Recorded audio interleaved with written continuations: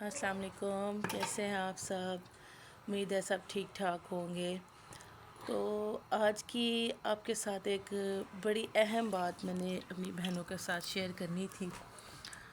तो मेरी बात आप वीडियो पूरी देखिएगा और बताइएगा कि भाई मेरी बात कितनी हद तक ठीक है या कितनी हद तक नहीं ठीक है।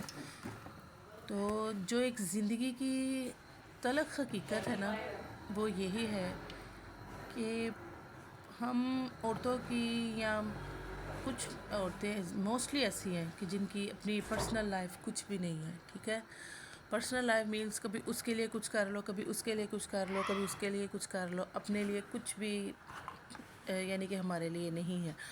और अगर एक हकीकतन देखा जाए तो कहते हैं कि बहुत एक तलख़ हकीकत है मगर सच है, बेहद सच है कि औरत का अपना कभी घर होता ही नहीं है। ठीक है, तो औरत का घर अपना कभी नहीं होता, या फिर आप ये भी कह सकते हैं कि औरत का अपना कुछ भी नहीं होता। बहुत ये अहम बात है जो मैं आज आपके साथ शेयर कर रही हूँ। ज़िंदगी का जो देखा हुआ तजुर्बा जिसको आप कह सकते हैं, कुछ भी कह सकते हैं। ठीक है, तो ये बहुत एक ना ज़िंदगी की एक नेचुरल बात है और इससे मुंह नहीं मोड़ा जा सकता कि जिस तरह से जो कुछ दुनिया में हो रहा है ना, बिलीव मी, ये एक दुनिया की बहुत बड़ी हकीकत है कि भाई औरत का अपना तो घर ही नहीं है। ठीक है, पहले होता है जी माँ बाप का घर, उसके बाद होता है शोहर का घर। ठीक है, शोहर के साथ ही जो उसको भी कोई समझता ही नहीं है कि भाई औरत को कहाँ रखना है, किस मकाम पे रखना है या किस जगह पर रखना है। यही सोचते सोचते औरत की सारी ज़िंदगी गुजर के तो कब्र में जा पहुँचती है। बहुत सी मेरी बहनें ऐसी होंगी कि अल्लाह सबकी बच्चियों के नसीब अच्छे करे, कि बहुत सी बहनें ऐसी होती हैं कि भाई जिनका जो मसला होता है ना, वो ज़िंदगी का वो बहुत हद तक हार्ड होता है।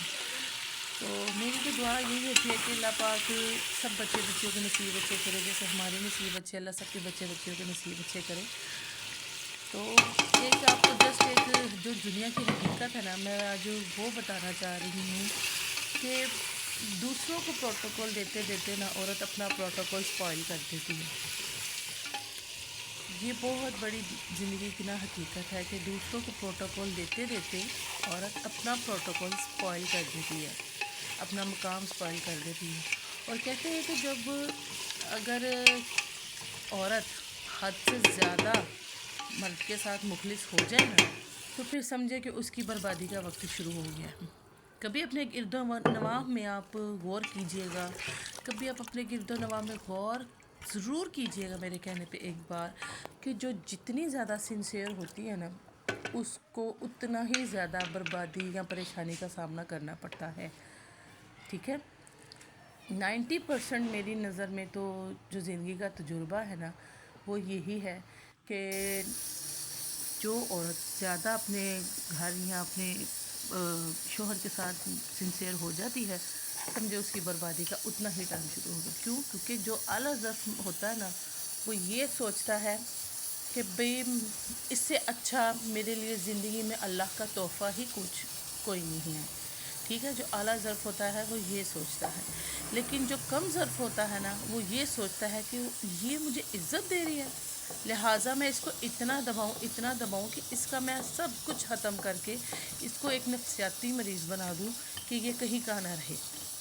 ठीक है, तो ये ज़िंदगी की ना बहुत बड़ी हकीकत है कि जो मैंने आज आपके साथ शेयर की है, कि जो लोग या बहनें समझती हैं कि भाई हम सिंसियर होंगे तो भाई पता नहीं क्या हमें मिल जाएगा। नथिंग, कुछ नहीं मिलता सिवाय ज़िल्लत या परेशानी के। क्यों? क्योंकि ये दुनिया ही ऐसी है कि आप जिसके साथ जितना ज़्यादा अच्छा करेंगे, उससे ही आपको ज़्यादा शर मिलेगा।